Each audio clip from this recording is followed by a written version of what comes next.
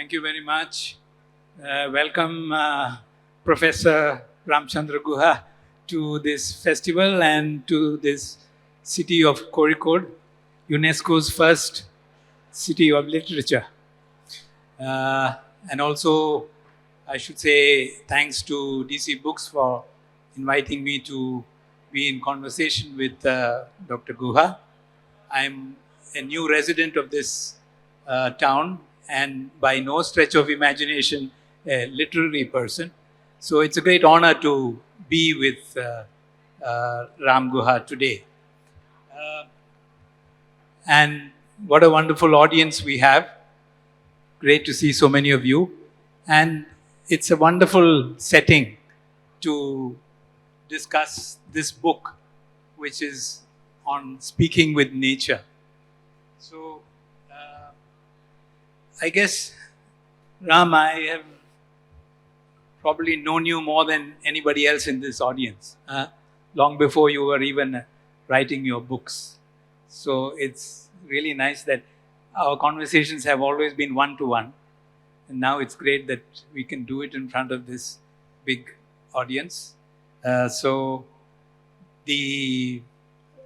John, before you before you ask, we begin this conversation, I also wanted to thank everyone for coming here. This is a wonderful festival which I've always enjoyed visiting, and also wanted to thank you, John, for agreeing to do this. Before we met in person, which was in 1988 in Bangalore, at a meeting on ecology organized at the Ashirwad Center, I already knew you through your writings in the EPW.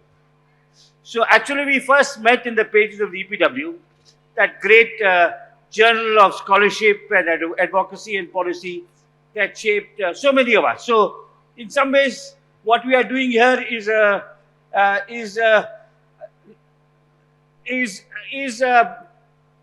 conveying to the public that we are part of this larger EPW family. You know, a great Indian institution like DC Books that sometimes is forgotten. Yeah. Yes, that's true. That's true. And I think EPW has really been a place where so many of us have met. Yeah. And you also mentioned lots of other people whom you know. Anyway, I think in this town and in Kerala, you are sort of widely respected as a historian. People know you more as a historian and as a commentator on socio-political issues. You're internationally well known, you're fiercely independent, and your books, I know, have been translated into several languages, including Malayalam, and you have a long list of awards. But I wonder how many people know you here as a person who is concerned with environmental issues, maybe a few. So when we're talking about this book on speaking with nature, I think maybe it's good to start with an audience poll. Let me see. How many of you have read Ram Guha's history books? How many of you have read his cricket books? And how many of you have read his books on environment? Okay, so I think I'm... But fewer than the history. Fewer than the history and this. So that's it. Guha, the environmentalist. I know you don't like to be called like that, but still, it is good that we can proceed in that manner. Can you name any one of the environment books that you have read? Or which is the book that you have read? Those who have read his environmental books? Would you like to just mention the name, just so that we get some context here? Savaging the Civilized. Okay. Which is a little bit about environment. It's a little ecology, history. Yeah. And so on. Yeah. So, before getting into the book, I want to ask you a question. It may border on the personal. You write so well on environment. Now, where did you get this passion? Was it something that you were born with? No. Was it something that you grew up in? I mean, I know you were, as a child, you were in the Forest Institute. Was it something like that?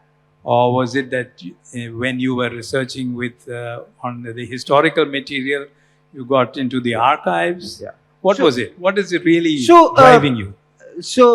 I did grow up in a very beautiful place, in the Forest Research Institute, which was 1,500 acres of woodland and with 400 species of birds, where my father was a scientist in Dehradun, at a time when Dehradun was not yet the capital of Uttarakhand. So its basmati rice fields and its sal forests and its tea gardens were all intact. But that's not really what made me an environmental scholar. It was an accidental conversation with a mutual friend, Jayanto Bandyopadhyay. When I was doing a PhD in Calcutta in sociology, I was searching for a topic and Jayanto asked me, "You are from Dehradun, work on the Chipko movement," which had broken out just a few years before my PhD. So I started my PhD in 1980. Chipko broke out in the mid to late 70s. So it was fresh. And he said, journalists have written about it, but scholars have not written about it. So then I went and started my field work and I met the extraordinary activists of the Chipko movement, men and women, and their commitment, their courage, their blending of a passion for social justice with a passion for environmental harmony with nature. You know, my new book is called Speaking with Nature, not speaking for nature. Because we have many so-called environmentalists who forget their fellow human beings and only want to protect tigers and rhinoceros and so on. So it was meeting these Chipko activists who were grassroots environmentalists, what I call environmentalists of the poor. And then, of course, some material I found in the archives on the history of forests, which had been underexplored by other scholars. And then finally, meeting a quite remarkable person whom you also know, the ecologist Madhav Gadgil, you know, who's an absolutely extraordinary interdisciplinary scholar with deep links to Kerala and the Kerala Sastra Sahitya Parishad in particular. Of course, much known to some of you as the author of the landmark Western Ghats report, which to their eternal shame, successive governments across the Western Ghats have neglected. Meeting him and working with him and learning from him, I think it was these three, you know, the Chipko activists, the scholarship of people like Madhav Gadgil, and then, of course, what I found in the archive. So, and for the first decade and a half of my life, that is what I did. And then later I wrote India After Gandhi and started commenting on politics. And as you say, that's why many people rightly surmise that there is not this early work, which I'm very glad to return to for this book. And you know, I think in the book, the book ends, the book is a profile that we'll discuss on 10 individuals, but it ends with a list of dozens of people I've learned from. I mean, you figure in it with 40, 50 others, you know, in different fields, environmental activists, institution builders, scientists, historians, journalists, who really, I would say, were my fellow travelers on this journey, or as an environmental scholar. Oh, great. Actually, you probably don't know, Jayanto Bandyopadhyay also visited the Center for Development Studies when I was there in the early 80s. And that was when he was with Vandana Shiva. Yeah. So both of them had come. And we also had long discussions. And he's also probably the person who sort of enticed me to write what in those days we didn't call it political ecology, but along those lines. That's what your work is. It's political ecology. Yes, that term was not there. But we didn't use the term, but that was... yeah. So you hinted about this. I was also curious. Why do you call this speaking with nature, not speaking about nature or speaking for nature? Can you elaborate a little bit on that? Just wanted to show the cover to people. So you can't see it, but if you see the book, it's a cover of Tagore and Gandhi under a canopy of old growth trees in Shantiniketan. On Gandhi's last visit to Shantiniketan shortly before Tagore died. Now, Now, and they are speaking to each other and they are speaking with nature. So I think, of course, I can speak candidly here. This is a history of early environmentalists, and I wanted to call it. The original title, John, the working title for a very long time, was Environmentalism Before Climate Change. Okay. And it's a catchy title, the publisher liked it, the marketing people liked it. And then a very great historian, very great American historian, John McNeill, who read the book in manuscript, he asked, said, what are you going to call it? I said, I'm going to call it Environmentalism Before Climate Change, and Indian History. He said, Ram, climate change has existed for thousands of years. It's only the media who thinks it's a phenomenon of the last 10 years. There's always been climate change. We know about the little ice age and the heating of. So he said, historically, that may be a clever marketing title, but it's historically untrue. So I thought about it for a very long time, and I said, scholarly scrupulousness must win out over quick publicity. Great. So, then I had to search for an alternative title. And I was thinking of my friends in Bangalore, whom I shall not name. They are very lovely, nice people. But they come from affluent families. I'm also from an affluent family. These people are even more affluent. And they take their families and their foreign visitors to holidays to Nagarhole, to capture their first tiger, their first panther, and so on. And then drive in their SUVs, come back, then go for their next holiday to Switzerland, maybe, and so I said these are people who think they are environmentalists. They think they're speaking for nature because they love the beautiful parts of nature. Gorgeous landscapes, endangered species. They love capturing that experience on their camera. But they season their life with nature for 1 week or one fortnight a year. And then the rest of the year, they're actually, leading enormously resource-destructive lifestyles. Right? And the exemplars of my book, Tagore and some of the Gandhi followers and others we can talk about, are really blending, as I said, a concern for social justice and community rights with environmental sustainability.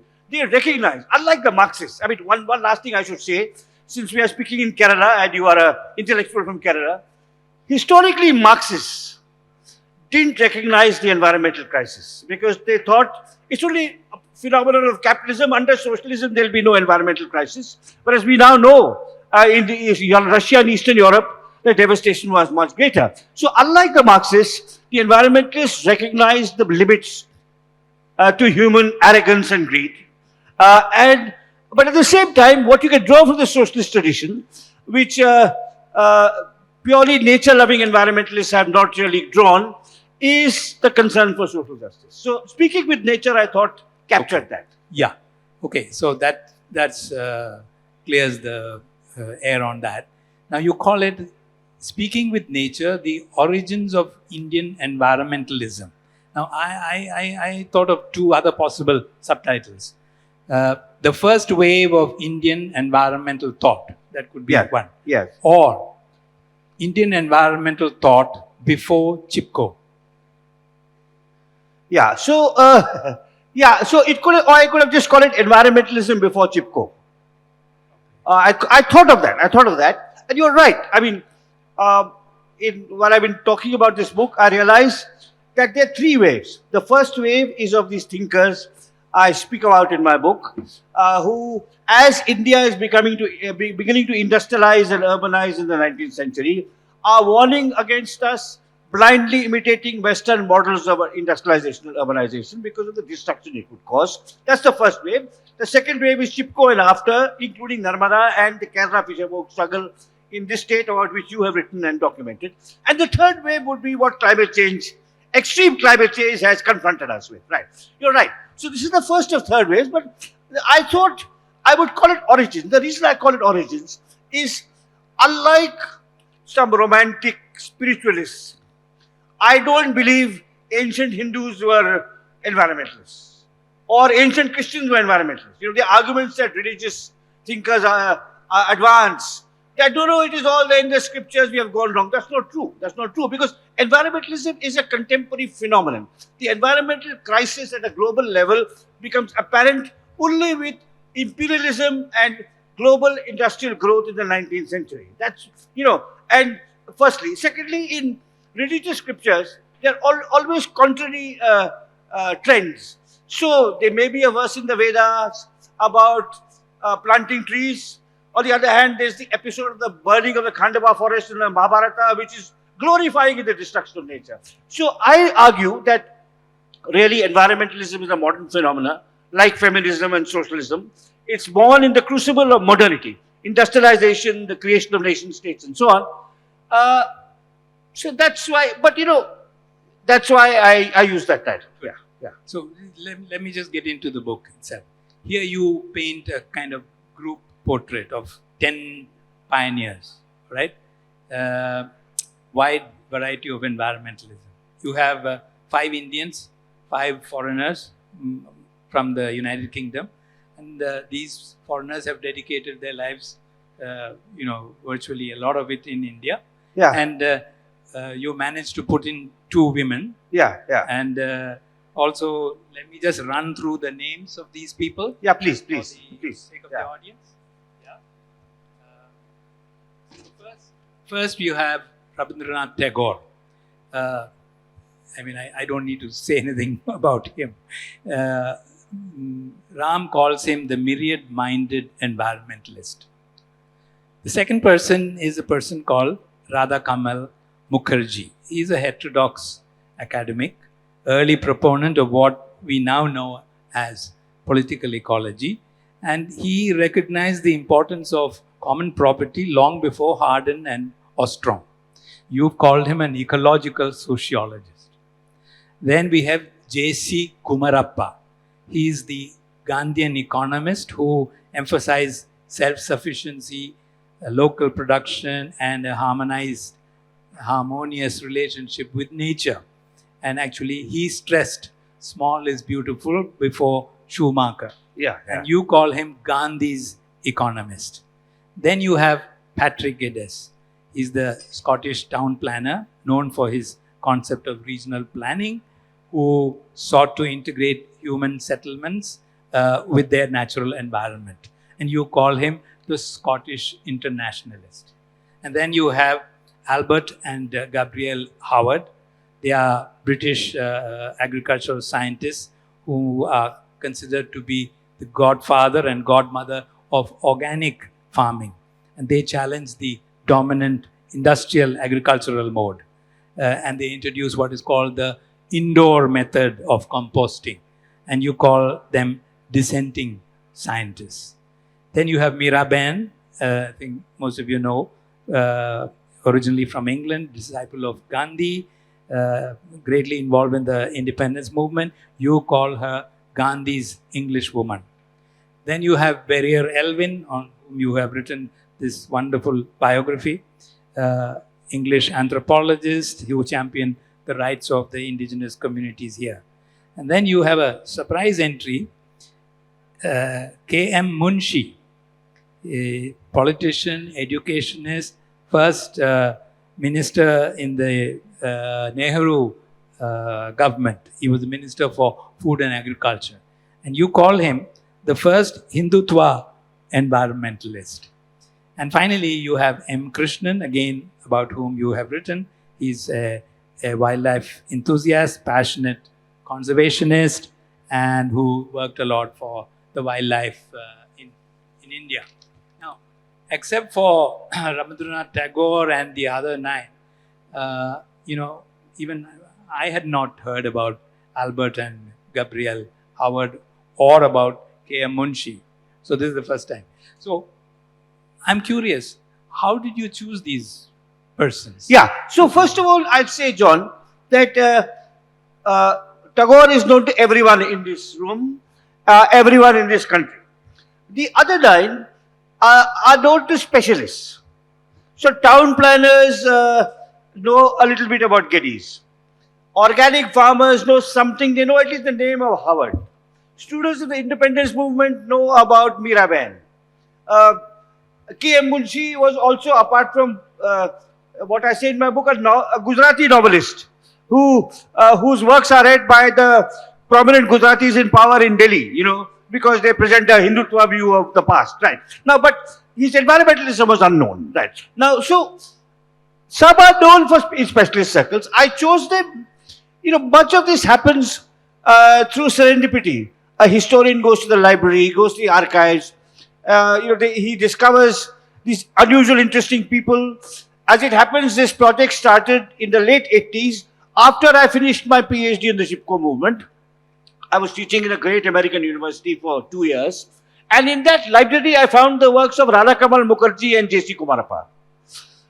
Pamphlets from the 30s and 40s, two writers talking in a contemporary language about the importance of forest to rural livelihood, about the degradation caused by industrial pollution, about the importance of integrating natural science approaches with social science approaches. And, and I said, look, this is the kind of language which Chipko and Narmada and so on are using. And these are people in their 30s and 40s articulating those concerns, not through a livelihood lens, but through a scholarly policy lens. And then I went searching more, and I found Geddes, and I found the Howards, and of course Elwin I've had a lifelong interest in.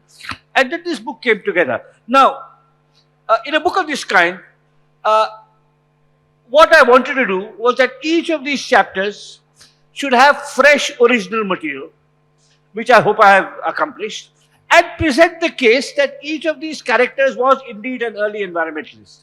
I was not being excessively anachronistic and romantic in portraying them as that. But at the same time, there's an issue of exclusion and inclusion. So someone will read this book and say, why has Guha not included Salim Ali? Now, there is a reason.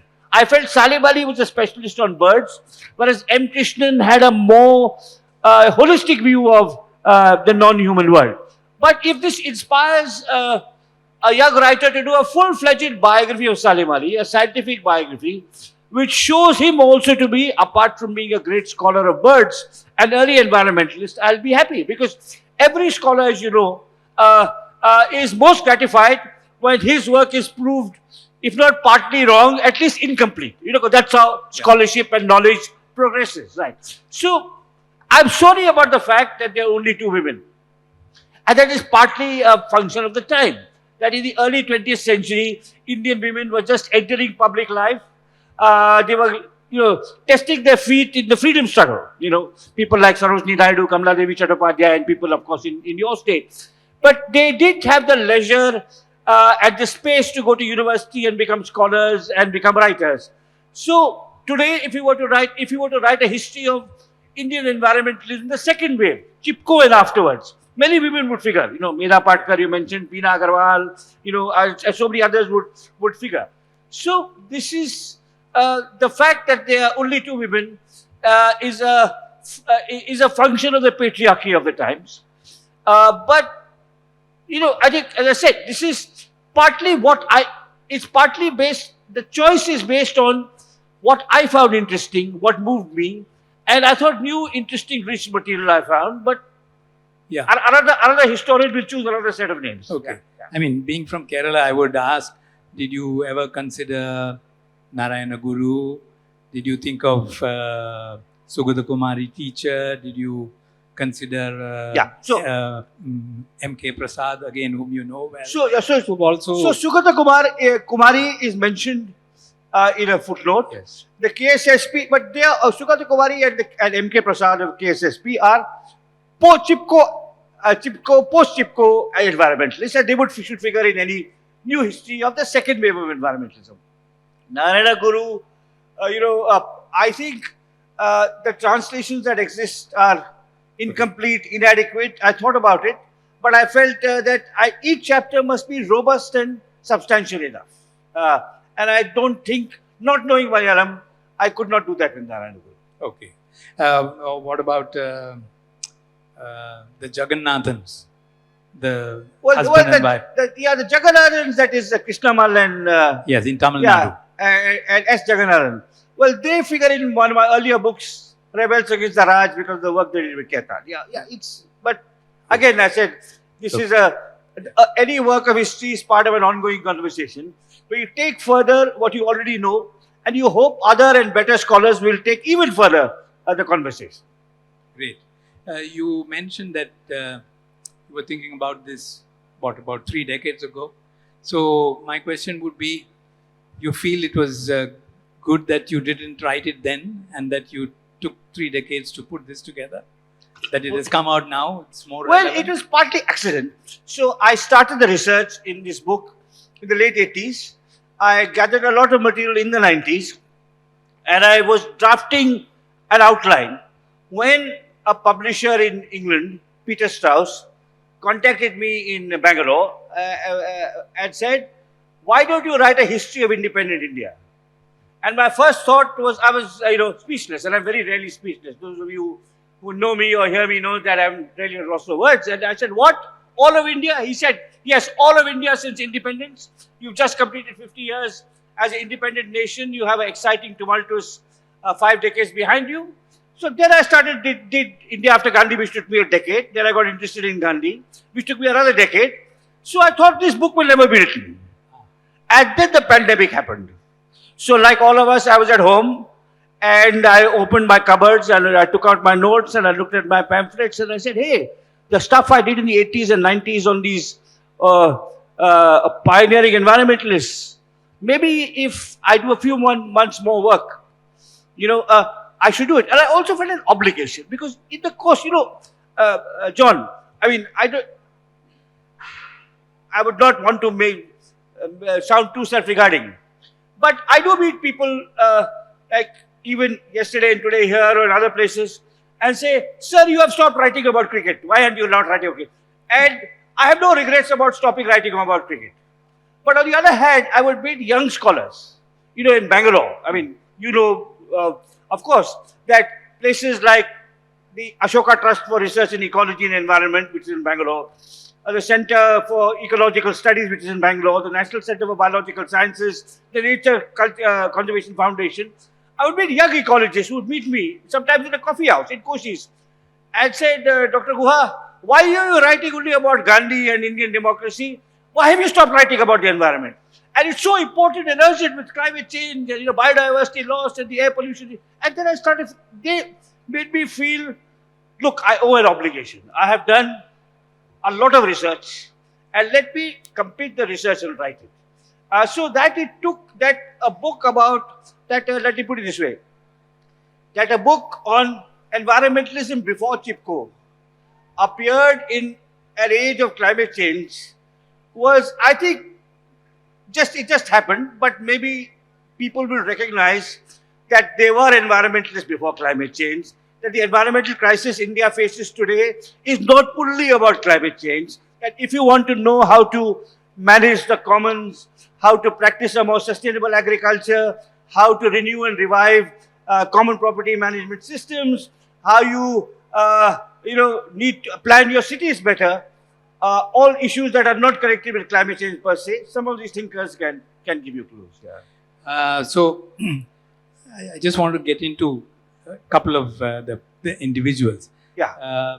What is the best way to do it? Would you just like to speak for yourself, or shall I ask you? Please, you ask. You ask. Yeah. So again, I thought I'll pick up people who probably speak to issues which are relevant in Kerala today. Yeah. So what came up first in my mind was that I read a report which was saying that in 2035, Kerala will be 98% urban. 98? Well, you see, in Kerala, there is nothing as urban and rural. Okay, I understand. We talk about urban space because it's one continuum. So when you say Kerala is 95% urban, it shouldn't shock you.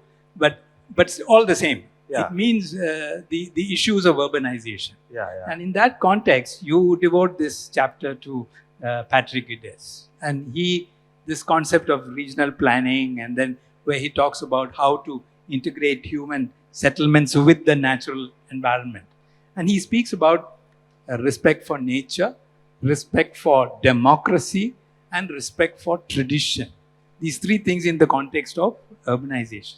And I thought that's it's so poignant and very appropriate for Kerala. Yeah, yeah. So, how do you think these concepts of Giddas would apply, for example, today, or speak to us about? No, very much so.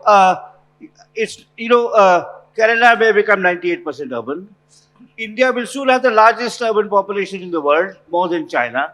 And we have grown up, partly because of Tagore and Gandhi, thinking of India as an agrarian civilization. But it is also increasingly an urban civilization with enormous destructive possibilities. The unplanned growth of cities devastates the countryside, because if you look at Bangalore and its water resources, it gets it from the Kaveri, which is 80 miles away. Then it now wants to go to the Sharavati, which is in the Western Ghats, which is 250 miles away. So there's a huge issue with that.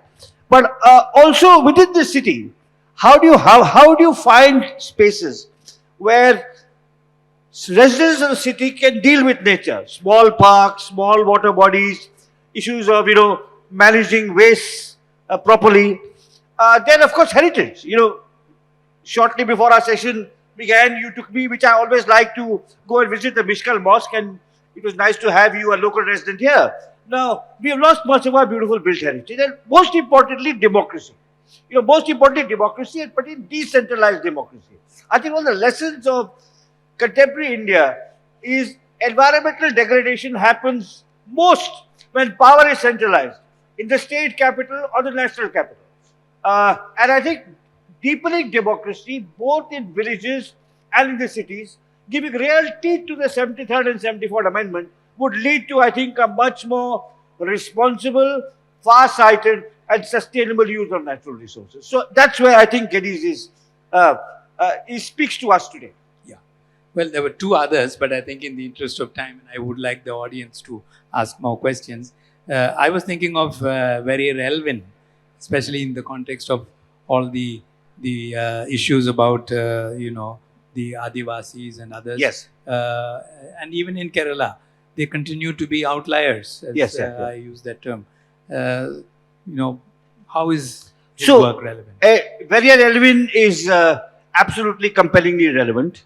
The Adivasi. So if you look at India today, they are. If I was to look at India today as a sociologist, and where we fail. I may take a little 2 or 3 minutes to give you an answer to this question because it's important.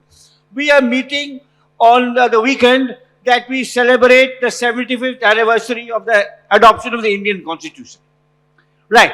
Now, B.R. Ambedkar, in one of his last speeches to the Constituent Assembly, said something quite remarkable. He said, with this Constitution, we adopt the principle of one person, one vote. When will we adopt the principle of one person, one value? Now, 75 years later, there are 4 groups in India which have the vote but have less value in the larger political economy. One are the Dalits, one are women, one are Muslims, and one are Adivasis.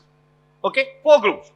Now, arguably, while Dalits, women, and Muslims do suffer discrimination and disprivilege, their issues are debated. You have intellectuals, activists, forums, documentaries made about them. The Adivasis are largely invisible, as they were in Elvin's time, although they are arguably the most dispossessed and discriminated against. And from an environmental point of view, John, the Adivasis have faced what I call, not in this book but elsewhere, a triple resource curse. That Adivasis live on the richest forests, the fastest flowing rivers, and the most lucrative mining resources. So when globalization and industrialization expands into their territories, they lose their lands, their forests, their waters, and everything. And if you look at what is happening in central India with mining, under, a mining guided by companies particularly close to the current regime. But the Congress was only almost as bad. That's again centralization. That Delhi will decide who to give a coal mining license to, a bauxite mining license to, where to build a large dam, and who suffers is the Adivasis. Long ago, you will remember, John, you would know this study, which the sociologist Walter Fernandez did about 30 years ago, where he said, if you look at development projects since India, where you had a new township, a new steel mill, a new mine, a new highway, a new dam, and people lose their land and are displaced, his study found that 40% of all those displaced were Adivasis. Adivasis are 8% of our population, but 40% of those displaced. Now, and this is not, it is awfully inhuman and unjust from a human rights point of view, but also environmentally unsustainable. And that's where Elwin's work on Adivasi culture and its integration of nature and respect for nature in its economic and social life, I think is still maybe, I mean, it is a cautionary voice, a scolding voice, are calling us to urgent a prayer for for understanding and at least listening. So I think I don't know what you would think about my framing of the question like this: that there are 4 disadvantaged groups: Dalits, women, Muslims, and Adivasis, and it's though the other 3 also suffer. One should not diminish that. That in the case of Dalits and women and Muslims also, Ambedkar would have been dismayed that they have the vote, but they don't have the same value as upper caste Hindu men. Right. In some ways, the Adivasis are arguably, arguably, I would say, if not the most disadvantaged, at least the least spoken about in the so-called national media. Yes, well said. There's one more issue that we are constantly talking about in Kerala, and this is about our food. I mean, we don't grow much of our food. We get it all imported from other states, and we are concerned about all the pesticides and all the rest of it. Yeah. Everyone is talking about organic agriculture and things like that. When I read your book, I called up an agriculture scientist friend of mine, and I asked him, have you read the book, The Agricultural Testament? So he said, that looks like a religious book. So I said, no, it is written by two agriculture scientists. So I said, didn't you learn about this in your study? So he said, no. And he said, please send me the details. So I sent him the details. And then he said, I vaguely remember this mention about some compost method or something like that. Yeah. Now, can you tell us a little more about this fantastic couple? Yeah. I mean, they're an extraordinary couple. I mean, Albert and Gabriel Howard. So they were both scientists from Cambridge. And Albert Howard comes to India, joins the Colonial Agricultural Service as what is called imperial botanist. And in Cambridge, he had fallen in love with his wife, and she comes out to join him. But in the colonial patriarchal system, she couldn't get a job. So she was just working with him. Then she gets the title Second Imperial Economic Botanist.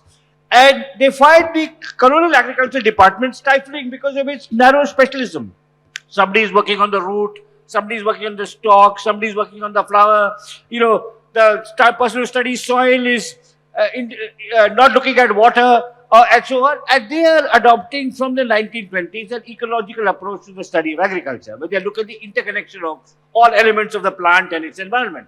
And they are disgusted with the colonial system and then leave and go to Indore, where with the help of the Maharajas of Central India, they set up an institute which promotes composting and organic farming. And then Gabriel dies, and her husband is devastated, moves to England, and it turns out married Gabriel's sister, and then of course publishes all these books. But it's a very moving story of dissenting scientists, and I must say, in some ways, that chapter was for me the most difficult to write because I have never worked on agriculture before. I worked on forests, I worked on common property, I worked on cities, and I worked on Gandhi, I worked on Tagore, and the agrarian sociologist A.R. Vasavi, who actually now does organic farming on outside Mysore in Chamarajnagar. She helped me with that chapter, so she's also thanked. So I think this is one of the things about this book, I'd say, is that this draws on. It's based on my primary research into the writings of 10 individuals, but the analysis and the reflection and the conclusion in that have been enormously helped by dozens of scholars like you and others, and who are mentioned in the epilogue. And in that sense, it is in my name, but it's a collaborative work. I see it as it's a tribute three waves of Indian environmentalists who I've interacted with and who have influenced me. You know, I would say, see it more than some of the other works I've written, which is mostly my research, my analysis, my prejudices, maybe. You know, this one is really, you know, without all. That's why if you look at the acknowledgements, and there also figures EPW. I say Krishna Raj, the editor of the Economic and Political Weekly, who first published some of my half-baked ideas on environmentalism back in the 80s. So Krishna Raj is long dead. But I hope, you know, some of what he taught me and others have taught me is conveyed in this book. Yeah. Yeah. Well, I won't go into more because then people may not buy the book. Just a minute. Let me ask you a question which probably not usually asked. You dedicate this book to Juan Martinez Allier and to IRA. Would you like to say something about either of them? Both. Okay. So this book has two dedicatees. One is to a mutual friend of ours, the great Catalan political ecologist Juan Martinez Allier. Do read his books, The Environmentalism of the Poor, Environmental Justice Activist, who is 20 years older than me. The other is dedicated, and who is a great, Juan Martinez Allier is a great pioneering environmental scholar globally.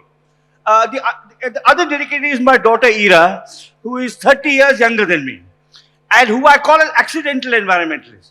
Now, she is a social entrepreneur who has designed, who runs a company called ASAN, A-S-A-N, ASAN cups she manufactures, which are says, and her work is ending period poverty. So she has designed these sustainable, a cup that can be used for 10 years instead of all the awful pads and so on, which degrade the environment, which are safe and easy to use. And she's an environmentalist accidentally.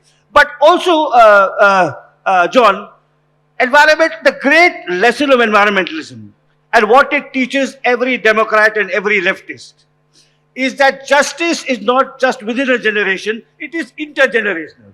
So you learn from your ancestors and you want to pass on something for your descendants. So Juan, the intellectual older than me, who's not an Indian, who's a Catalan, who's inspired me, and my daughter, 20 years, 30 years younger than me, who provokes, stimulates, challenges me. So I thought this was like, you know, that's the reason. That was a generation above and a generation afterwards. Yeah. Great. By the way, I originally wanted to dedicate it only to Juan. Okay. Then I thought Juan would be happy if I had someone much younger. Yeah. And Juan, actually, his book, what's it called? Land, Water, Air and Freedom. The Making of World's Environmental Justice Movements. Atlas, yeah, and this is available on free download. So those of you who are interested in these issues, go for that. Now, finally, before we pass to the audience, I just want to quote you in your epilogue. You plead guilty of being, you plead the dual sins of presentism and patriotism. But then you proceed to explain the tenor of your book, and then you proffer some final words. And then I quote, I offer in this book a compost of environmentalism and environmentalists in the hope that it may organically or cleanly fertilize our minds and with luck our air, fields, forests and factories too. Now, I see there are a lot of raving reviews and comments and so on of your book, but what is the kind of concrete response to your book which would make you happy and make you feel that you've achieved your goal? So speak to the younger people. Yeah, so, you know, I'll say something which may not make young people happy or may make this. I am a scholar. I'm not an activist. I'm an environmental historian, not an environmentalist, but I'm also a citizen. So my scholarship is animated and driven by what I see around me, and I want to contribute to it. But I'm not a prophet, I'm not a teacher, I'm not an oracle. This is a book about a crisis that is as important as the social or political or economic crisis in India, the environmental crisis. It gives you an understanding of how people have thought about it, how they sought to take us beyond it. But each of you must read the book in your own way and distill your own lessons.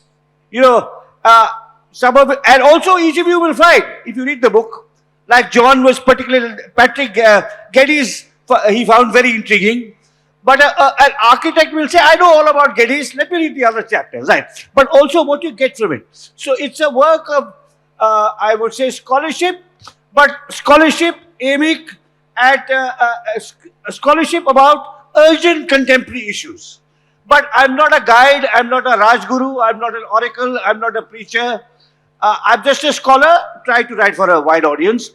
One of the things that I would like this book to do is to be translated in Indian languages. So already Malayalam, Telugu, Tamil, Hindi, Bangla and Marathi are in progress. So that at least that is taken across. But again, I'd like to underline that a scholar is not an ideologue. A scholar is not a preacher. And I think, and it's always tempting, you know. And one of the things I'd like to say is, it's very for young people there, that always follow what is inside you, in your, you know, in your profession. It does not be writing, you know. Don't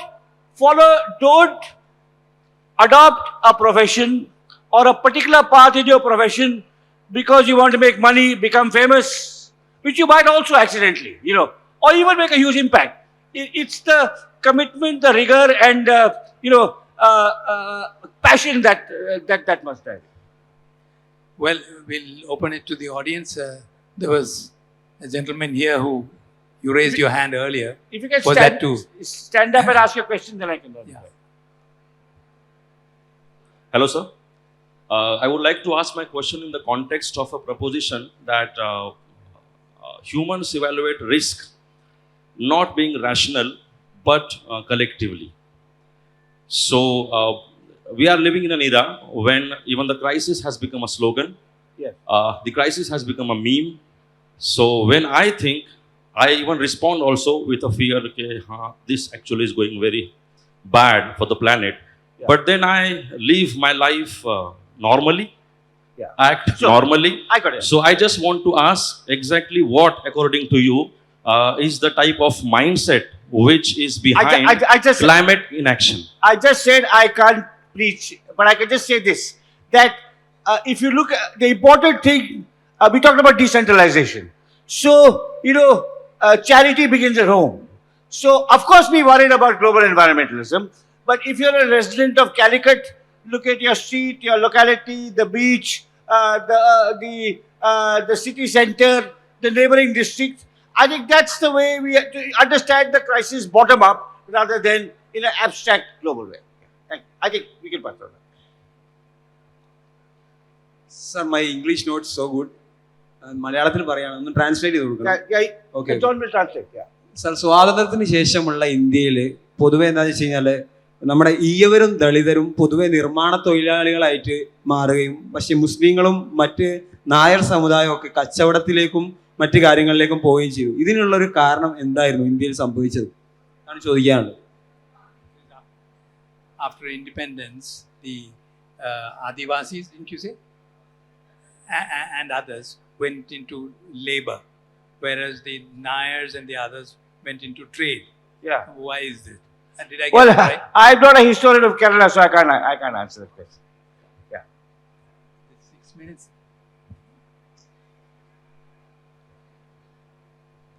Yeah. Yeah. Hello, sir. My name is Bhavna, and we work with artificial intelligence technology.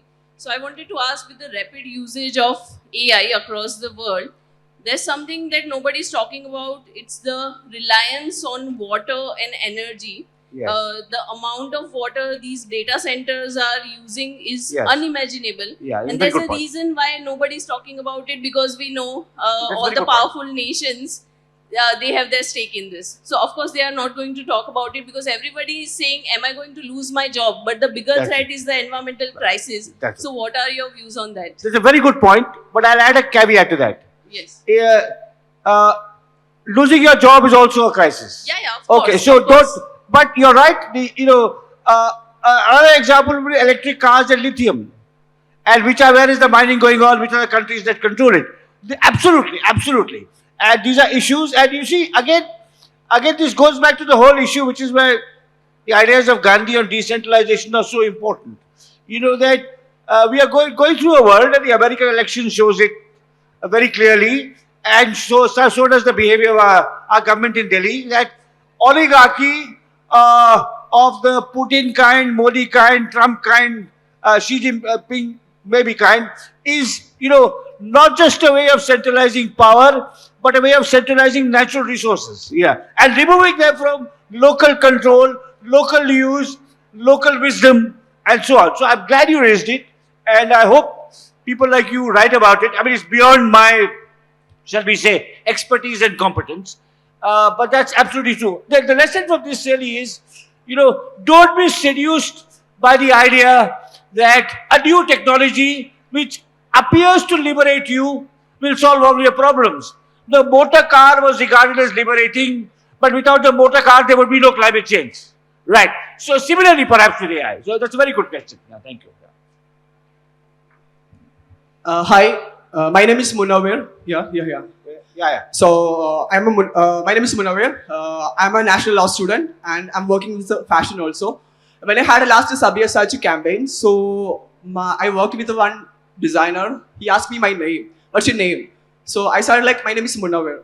I don't think so you're Hindu. Yeah, I'm not a Hindu, I'm a Muslim. So I asked him any problem. The like Muslims are enemies. He was saying Muslims are enemies. So you wrote about India after Gandhi. What do you feel nowadays, like Modi after India, before India? One more question. I think Jinnah was right. Jinnah was right for current India, but Gandhi was fucked up for India because like non-alliance movement. So our community, Muslim community, is problematic for Gandhi. What you would say about like Modi before in India after? So though this is not a session about, like I'm just asking but you can read my books, you can read my columns, and from that you will get a sense that let me finish. You talking about what is like Brahmanical bombed Indian society, Muslim Indian cities. Like I would say like that was right. Like Jinnah was right for Indian society. So Jinnah was not right, but India is wrong. Try to make itself a Hindu Pakistan. That's the way I would put it. That's how I would put it. So what we should not say is what is happening under our present regime, and it's not just the politicians but all the Indians incorporating this. And if you go to my website and read many columns, this worries me. And I said, I'm not an activist.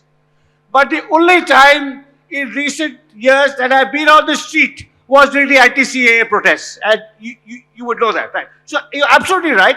But again, as a scholar and even as a Democrat, I recognize that there's not one problem that India faces, there are many. There's not one disadvantaged group, but there are at least four, which are the Muslims, the Dalits, the women, and the Adivasis. And the environmental context, the Adivasis may be suffering the most. In the context of religious pluralism, it may be the Muslims. In the context of patriarchy, it will be the women, and so on and so forth. Yeah. But we can talk about that offline, and you can certainly read what I've written on this. And it is just this, that, it will be the death of India if it becomes a theocratic Hindu state modeled on a theocratic Pakistan. Mr. Guha, I would like to ask you, I understand that you don't want to be a critic, you don't want to be an environmentalist, but you're an historian, an environmental historian. But there are two subjects now which seem to be contemporary, and I'm wondering if you have come across these in your study of the early environmentalists or other environmental work that you're familiar with. That is the bee in the bonnet that some people have. And that seems to be related to centralized thinking. One on the issue of palm oil plantation. Yeah. And the other is of connecting the rivers of India. Yeah. Is this, how much sense to this? Yeah, so I personally, I've not studied them carefully, but on my understanding, I would have deep reservations about both. This idea that one grand scheme interlinking rivers, it's better to renew your local tanks and your lakes and make agriculture less chemical. So I think, this is in the age of social media. Politicians always make grand pronouncements and they spin dreams that they'll transform the world through one miracle cure. You know, it's, in that sense, they're like faith healers, right? Now, so I think your interlinking of rivers is deeply problematic. And palm oil, in fact, it is quite likely that what is happening in Manipur, you know, the terrible and tragic conflict there that has gone on for almost 2 years, one element it is, in it, you know, one element it is Hindu majoritarianism, Hindu Manipuris versus the Christian Manipuris. Another element is actually possibly, and this is quite possible, companies wanting those lands, the hill lands of Manipur for palm oil. So I think both are deep. I would have reservations about both of them.